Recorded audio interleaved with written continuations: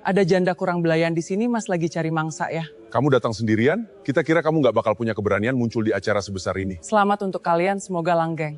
Lucu ya, janda yang ditinggal tapi masih pengen kelihatan kuat. Di pernikahan sahabatku, aku bertemu mantan suamiku yang menggandeng pelakor yang baru saja ia nikahi. Ada janda kurang belayan di sini? Mas lagi cari mangsa ya? Ucap pelakor itu. 10 menit kemudian, mereka kubuat syok saat MC mengumumkan namaku sebagai pemilik gedung tempat mereka berpesta. Aku selalu mengira aku sudah cukup kuat menghadapi masa lalu. Tapi begitu kakiku melangkah masuk ke ballroom, megah itu atap tinggi berlampu kristal, karpet merah ceri yang menghampar, serta aroma bunga segar, entah mengapa dadaku terasa berat. Pernikahan Sunia seharusnya jadi hari bahagia untuk sahabatku. Tapi aku tahu hari ini juga merupakan panggung kecil yang diam-diam kusiapkan untuk diriku sendiri. Panggung yang tak seorang pun tahu, kecuali aku dan beberapa orang yang sudah lama memperlakukanku dengan hormat. Suara derap sepatu yang familiar menghentikan langkahku. Aku menoleh. Divarno, mantanku, berjalan mendekat bersama Megrisa, perempuan yang dulu ia pilih setelah merobek pernikahanku sendiri. Megrisa sengaja menegakkan dagunya, menggandeng lengan Devarno erat-erat, lalu melirikku cepat dengan senyum mengejek. "Astaga, Mas!" seru Megrisa, sengaja mengeraskan suaranya agar beberapa tamu di sekitar menoleh. "Ada janda kurang belayan di sini. Mas lagi cari mangsa ya?" Beberapa tamu yang lewat langsung menoleh. Sebagian saling berbisik kecil. Ada yang menatapku dengan kasihan. Ada pula yang memandangku seolah aku adalah objek hiburan murah. Devarno tertawa pelan di sampingnya. Sama sekali tidak menegur. Matanya menelusuri gaunku yang sederhana. "Ya ampun, Yan," ucapnya santai dengan nada merendahkan. "Kamu datang sendirian? Kita kira kamu nggak bakal punya keberanian muncul di acara besar begini." Dadaku sempat mengencang, tapi aku memaksa wajahku tetap tenang. Aku belajar lama sekali untuk tidak lagi memberikan reaksi yang mereka inginkan. Aku hanya tersenyum tipis. "Selamat untuk kalian," ucapku tenang. "Semoga langgeng." Megrisa mendengus kecil, seolah tak terima dengan ketenanganku. "Lucu ya, Mas, janda yang sudah ditinggal tapi masih pengen kelihatan kuat." Sebelum aku sempat membalas, seorang staf hotel berseragam hitam elegan tiba-tiba menghampiriku. Ia menunduk sangat sopan di hadapanku. "Terima kasih sudah hadir, Bu. Owner kami sangat menghargai kehadiran Ibu." Divarno dan Megrisa sama-sama menoleh. Alis mereka naik bersamaan. Mereka pasti mengira si staf salah orang. Itu tadi staf hotel bilang apa?" bisik Megrisa dengan nada heran, mulai merasa risih. Aku tidak menjawab. Aku hanya mengangguk pelan pada staf tersebut, lalu melangkah masuk ke dalam ballroom dengan kepala tegak, meninggalkan Devarno dan Megrisa yang berdiri kebingungan di tempatnya. Dan ini baru permulaan dari segalanya. Tunggu dulu, Yan. Jangan bilang kamu nyewa gaun itu cuma buat sok jadi tamu elit di sini." Suara Megrisa kembali memecah keheningan lobi. Sengaja ditarik lebih tinggi agar semakin banyak orang yang menoleh ke arah kami. Langkahku terhenti seketika. Aku berbalik perlahan, menatap Megrisa yang berdiri dengan dagu terangkat tinggi, memamerkan kalung berlian imitasi di lehernya, seolah itu adalah mahkota ratu. Di sampingnya, Devarno merangkul pinggang perempuan itu posesif, menatapku dengan sorot mata penuh kemenangan palsu. "Biarin aja, Meg," sela Devarno dengan nada sok bijaksana. Meski senyum meremehkan tercetak jelas di bibirnya. Namanya juga orang susah yang pengen nyicipin kemewahan sehari. Kalau nggak caper begini, mana mungkin dia bisa masuk ke gedung semegah Arsva Ballroom. Beberapa tamu yang berlalu lalang mulai melambatkan langkah, berbisik-bisik sambil menunjuk ke arah kami. Aku menarik napas panjang, meresapi setiap detik keangkuhan. Mereka yang justru sedang menggali lubang kehancuran mereka sendiri. "Kalian benar," kataku tenang. Sengaja mendekat satu langkah dengan senyum paling ramah yang kubisa. Gedung ini memang sangat megah, dan tentu saja butuh standar kualitas yang tinggi untuk bisa berada di sini. Megrisa mendengus sinis, melipat tangan di dada. "Halah, ngomong aja kalau mupeng. Makanya cari suami itu yang kaya. Jangan kayak kamu dulu. Numpang hidup tapi nggak punya kontribusi apa-apa. Ujung-ujungnya dibuang." Mendengar kata-kata itu, Devarno tampak sedikit salah tingkah. Namun ia segera menutupinya dengan tertawa hambar. Udah Yang, jangan dilanjutin. Kasihan, nanti dia malah nangis di sini. Kita masuk duluan aja. Sunia sama Karendra pasti udah nungguin di pelaminan. Sebelum mereka sempat berbalik melangkah, suara derap langkah kaki tegas terdengar dari arah pintu utama. Zafrel, direktur operasional sekaligus partner bisnisku, berjalan mendekat dengan setelan jas rapi. Ia membawa map kulit hitam di tangannya, lalu berhenti tepat di hadapanku, mengabaikan Devarno dan Megrisa yang berdiri tepat di sebelahku. Bulianza, sapa Zafrel dengan nada penuh hormat, membungkuk sedikit. Semua persiapan untuk penyambutan utama di dalam sudah beres. Tim manajemen gedung dan vendor-vendor utama sudah standby, sesuai jadwal yang ibu tentukan. Devarno dan Megrisa yang tadinya hendak melenggang pergi, langsung terpaku di tempat. Alis Devarno bertaut, matanya membelalak menatap Zafrel. Lalu beralih menatapku dengan kening berkerut. Sebentar, potong Devarno dengan suara tertahan. Mencoba memasang tampang sok akrab. Maaf mas, Anda ini siapa ya? Dan panggil dia barusan, Bulianza. Zafrel menoleh perlahan. Menatap Devarno sekilas dengan tatapan datar penuh intimidasi dingin yang biasa ia tunjukkan di ruang rapat korporat. Saya Zafrel, Direktur Operasional Arsva Group. Ada yang bisa saya bantu? Pak. Zafrel menggantung kalimatnya, menunggu nama Devarno disebut. Saya Devarno.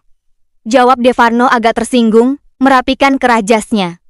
Saya dari divisi pemasaran perusahaan partner. Maksudnya apa ya panggil dia ibu? Dia itu cuma... maksud saya dia tamu biasa di sini. Megrisa ikut menimpali dengan nada tajam. Panik yang mulai terselip di balik senyum sinisnya. Betul mas. Jangan-jangan dia salah orang ya? Dia itu cuma mantan istri Devarno. Enggak mungkin punya urusan penting sama manajemen gedung. Zafrel tidak langsung menjawab. Ia justru tersenyum tipis, senyum penuh sarkasme, membuat nyali siapapun langsung ciut. Ia kembali menatapku, meminta persetujuan lewat sebuah anggukan kecil. Aku menatap Devarno dan Megrisa bergantian, lalu merapikan lipatan jas blazerku yang sederhana namun berkelas. Tamu biasa ya, ucapku pelan. Sengaja membiarkan suara baritonku memantul di dinding marmer lobi. Kalian benar-benar salah, Dev. Dan sebentar lagi, kalian akan tahu persis siapa yang sebenarnya cuma numpang hidup di gedung ini. Tanpa memedulikan wajah mereka yang mendadak pucat pasi kebingungan, aku berbalik dan berjalan beriringan dengan Zafrel memasuki ballroom utama. Meninggalkan Devarno dan Megrisa yang berdiri mematung di tengah lobi dengan napas tertahan.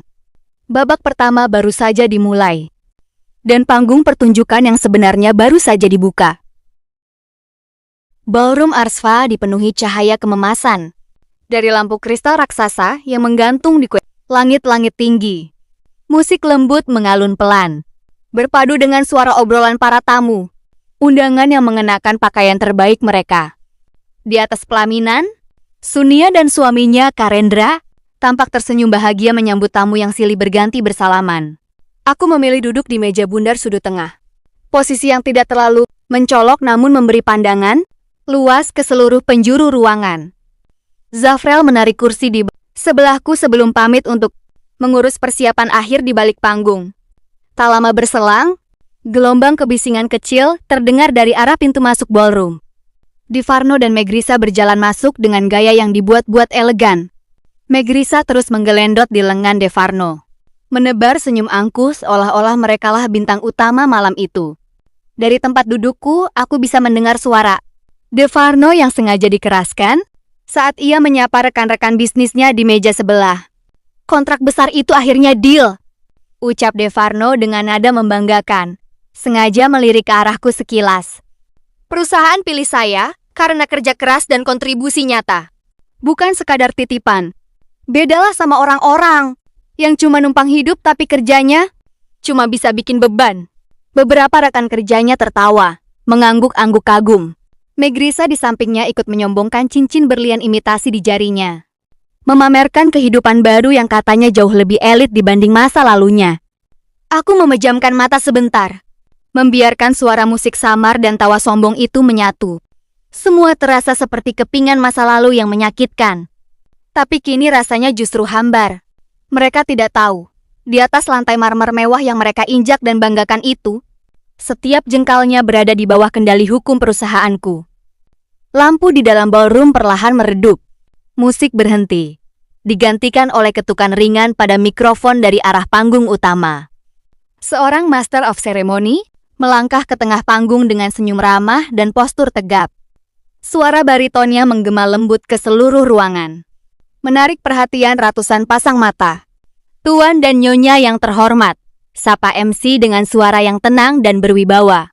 Sebelum kita melanjutkan rangkaian acara malam ini, izinkan kami memberikan penghormatan serta ucapan terima kasih khusus kepada sponsor utama, sekaligus pemilik sah dari Arsva Event dan Property Group, yang telah mendedikasikan gedung megah ini untuk hari bahagia sahabat kita, Sunia dan Karendra. Semua tamu serentak menoleh ke arah panggung. Divarno yang tadinya tertawa lepas, langsung menghentikan tawanya. Megrisa menegakkan punggungnya. Matanya berbinar penuh antisipasi. Menduga sponsor utama yang dimaksud adalah konglomerat besar atau pejabat penting. Jantungku berdegup pelan, stabil dan penuh kendali. Di atas panggung, Zafrel yang bertindak, ganda sebagai pengawas acara malam. Itu melayangkan pandangan singkat ke arah meja tempatku duduk, lalu tersenyum tipis. Malam ini, lanjut MC dengan intonasi yang semakin mempertegas ketegangan di dalam ruangan. Kita kedatangan sosok luar biasa yang selama ini memilih untuk bekerja dalam diam, namun memegang kendali penuh atas jalannya perusahaan. Mari kita sambut pemilik utama dan komisaris Arsva Group, Ibu Lianza Aresta. Nama itu bergema, memenuhi setiap sudut ruangan yang tadinya dipenuhi dengungan suara tamu. Ibu Lianza Aresta. Dalam sepersekian detik, seisi ballroom mendadak sunyi senyap. Suara denting gelas kristal yang beradu mendadak lenyap, digantikan oleh keheningan total yang begitu pekat. Ratusan pasang mata yang tadinya menatap ke arah panggung perlahan berputar, menoleh serentak ke arah meja bundar tempatku duduk. Di meja sebelah, tangan Divarno yang tadinya memegang gelas langsung membeku di udara. Matanya membelalak lebar, menatap lurus ke arahku dengan tatapan kosong seolah ia baru saja melihat hantu di siang bolong. Megrisa, yang berdiri di sampingnya dengan dagu terangkat angkuh, mendadak tersedak ludahnya sendiri. Wajahnya yang tadinya penuh senyum, kemenangan berubah pucat pasi. Dalam hitungan detik, rahangnya turun dan ia mencengkeram lengan jas Divarno dengan begitu kuat hingga buku-buku jarinya memutih. Mas, bisik Megrisa dengan suara gemetar yang bahkan masih bisa tertangkap oleh telingaku. Itu tadi namanya siapa? Lianza? Itu bukan dia kan? Itu pasti salah dengar kan? Divarno tidak menjawab. Bibirnya terbuka sedikit, tapi tidak ada satupun suara yang keluar. Seluruh warna di wajahnya seolah luntur seketika. Ia mencoba menelan ludah dengan susah payah. Sementara keringat dingin mulai merayap di pelipisnya. Beberapa tamu di sekitar mulai berbisik-bisik. Suaranya saling bersahutan memecah keheningan. Tunggu, itu bukan perempuan yang tadi dihina di lobi kan? Bisik salah seorang tamu wanita kepada suaminya dengan nada tak percaya. Iya, itu wanita bergaun hijau sederhana yang tadi dibilang janda kurang belayan sama Divarno. Sahut tamu di sebelah mereka menatapku dengan mata membulat penuh takjub. Aku tetap duduk dengan tenang di kursi bundar itu. Tidak ada senyum kemenangan yang berlebihan, tidak ada seringai ejekan. Aku hanya merapikan lipatan gaunku pelan, lalu mengangkat kepala. Membalas tatapan Divarno dan Megrisa yang kini menatapku dengan campuran rasa takut, syok, dan kehancuran yang nyata. Di atas panggung, Zafrel mengangguk kecil, memberikan isyarat padaku untuk berdiri. Kami mengundang Ibu Lianza Aresta untuk naik ke atas panggung, ucap MC. Sekali lagi dengan suara yang tegas dan penuh penghormatan. Aku menarik napas perlahan, merasakan ketenangan yang luar biasa mengalir di setiap aliran darahku. Aku berdiri dari kursi, meluruskan bahu, dan mulai melangkah maju. Dan di detik itu juga, aku tahu persis topeng arogansi yang selama Ini mereka bangun di atas. Penderitaanku telah resmi runtuh. Berkeping-keping. Langkahku menyusuri karpet merah ballroom terasa begitu ringan. Setiap pasang mata di ruangan itu kini mengikuti setiap gerak-gerikku dengan rasa takjub dan segan. Di atas pelaminan, Sunia tersenyum lebar sambil menitikkan air mata haru. Sementara suaminya, Karendra, membungkuk hormat menyambutku. Saat aku melewati meja Devarno dan Megrisa, udara di sekitar mereka seolah membeku. Megrisa menunduk dalam-dalam, berusaha menyembunyikan wajahnya di balik bahu. Devarno karena tak sanggup menghadapi tatapan orang-orang di sekitarnya. Sementara itu, Devarno berdiri terpaku dengan tangan mengepal gemetar. Seakan baru sadar bahwa lantai marmer yang ia injak, gedung tempat ia menyombongkan diri, dan masa depan karirnya kini sepenuhnya berada di bawah telapak kakiku. Zafrel menyambutku di anak tangga terakhir menuju panggung. Dengan gestur yang sangat santai namun syarat akan rasa hormat, ia menyerahkan sebuah buket bunga mawar putih berukuran sedang kepadaku. "Selamat Bulianza," bisik Zafrel pelan. Matanya menyiratkan kepuasan yang luar biasa atas runtuhnya topeng arogansi di bawah sana. Aku menerima buket bunga itu, lalu melangkah mantap ke hadapan mikrofon di podium utama. Ratusan pasang mata menatapku dalam keheningan total. Menunggu apa yang akan dikatakan oleh perempuan yang baru saja mereka saksikan direndahkan, namun kini berdiri sebagai pemilik segalanya. "Terima kasih atas kesempatan ini," ucapku memulai. Suaranya tenang, bulat, dan menggema tanpa sedikit pun rasa gemetar. "Dan terima kasih yang sebesar-besarnya untuk Sunia dan Karendra. Hari ini bukan sekadar hari bahagia pernikahan kalian, tapi juga hari di mana kebenaran akhirnya menemukan jalannya sendiri." Aku menyapu pandangan ke seluruh ruangan, sengaja menghentikan tatapannya tepat pada sosok Devarno yang berdiri membeku di barisan meja tamu.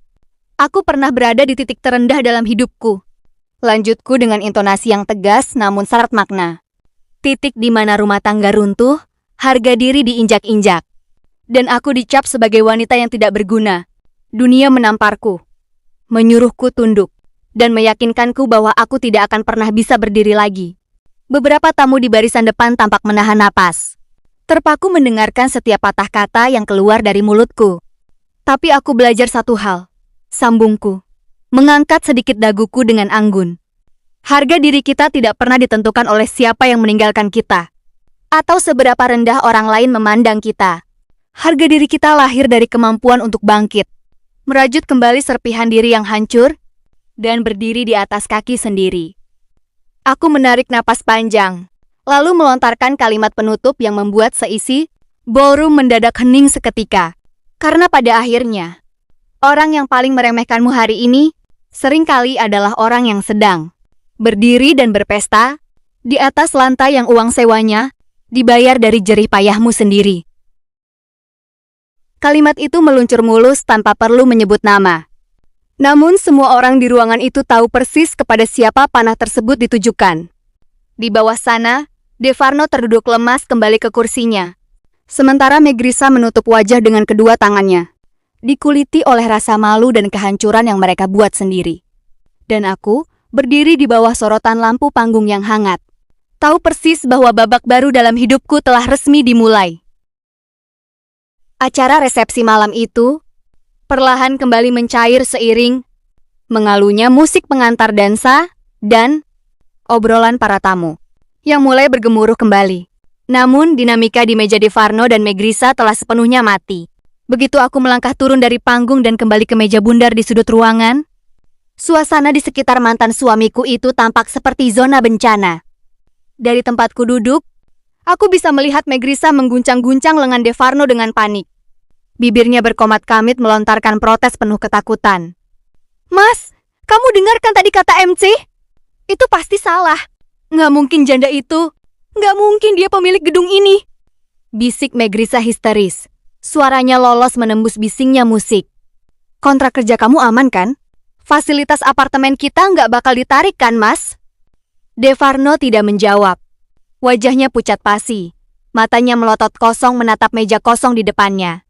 Ia baru saja menyadari bahwa seluruh kesombongan yang ia pamerkan sejak sore tadi pamer jabatan, pamer kemewahan, hingga ejekan murahan tentang janda kurang belayan.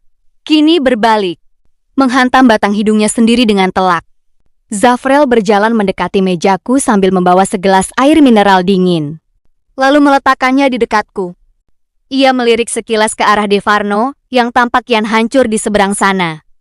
Audit internal perusahaan tempat ia bekerja sudah mencapai tahap akhir. Bulianza, bisik Zafrel pelan, menyeringai tipis. Besok pagi surat panggilan resmi dari manajemen baru akan dikirimkan. Semua fasilitas mewah yang selama ini ia banggakan termasuk mobil dinas dan fasilitas apartemen akan langsung ditarik karena terbukti dibiayai dari anggaran yang tidak sah. Aku mengangguk tenang, meneguk sedikit air dari gelas yang dibawa Zafrel. Biarkan hukum perusahaan berjalan semestinya. Zaf, aku tidak perlu mengangkat tangan untuk menjatuhkan mereka. Mereka sendiri yang merobek jaring pengaman mereka. Tak lama berselang, seorang pria paruh baya berjas hitam rapi, yang tidak lain adalah salah satu direktur di perusahaan tempat Devarno bekerja, tampak berjalan melewati meja kami. Namun alih-alih menyapa Devarno, pria itu justru berhenti tepat di depan mejaku.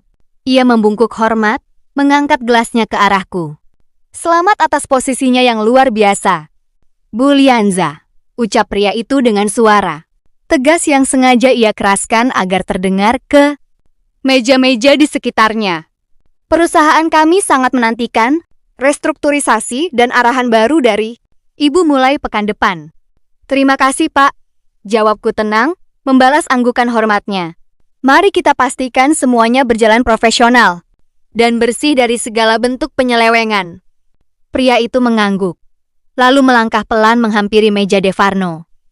Ia menepuk pundak mantan suamiku dengan sangat keras, membuat Devarno nyaris melonjak kaget dari kursinya. Devarno, ucap sang direktur dengan nada dingin tanpa ampun. Besok pagi pukul 8 tepat, pastikan kamu sudah berada di ruang rapat utama. Ada banyak laporan pengeluaran marketing yang harus kamu jelaskan di hadapan komisaris baru. Tanpa menunggu jawaban, petinggi perusahaan itu berlalu begitu saja, meninggalkan Devarno dan Megrisa yang terduduk lemas, bagaikan pesakitan di kursi pesat. Megrisa menatap suaminya dengan mata membelalak penuh horor. Sementara Devarno hanya bisa menunduk dalam-dalam, membiarkan kehancuran menelan habis sisa-sisa harga dirinya. Malam itu di bawah temaram lampu kristal ballroom yang megah, aku memandang lurus ke depan tanpa sedikit pun rasa benci atau dendam. Yang tersisa di dadaku hanyalah kelegaan yang amat sangat. Pintu masa lalu telah tertutup rapat, dan hari esok, aku melangkah bukan lagi sebagai korban, melainkan sebagai ratu atas hidupku sendiri.